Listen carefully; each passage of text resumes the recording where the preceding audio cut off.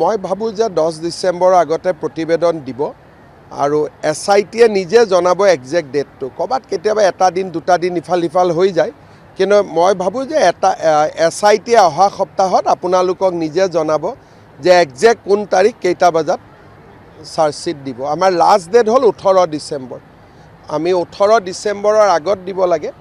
গতিকে মই ভাবোঁ যে তেওঁলোকে 6, 7, 8 ইয়াৰ আশে পাশে দি দিব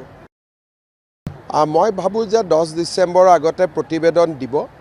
আৰু SITয়ে নিজে জনাব একজেক্ট ডেটটো ক'ৰবাত কেতিয়াবা এটা দিন দুটা দিন ইফাল সিফাল হৈ যায় কিন্তু মই ভাবোঁ যে SITয়ে অহা সপ্তাহত আপোনালোকক নিজে জনাব যে একজেক্ট কোন তাৰিখ কেইটা বজাত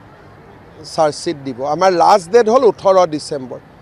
আমি 18 ডিচেম্বৰৰ আগত দিব লাগে গতিকে মই ভাবোঁ যে তেওঁলোকে 6, 7, 8 ইয়াৰ আশে পাশে দি দিব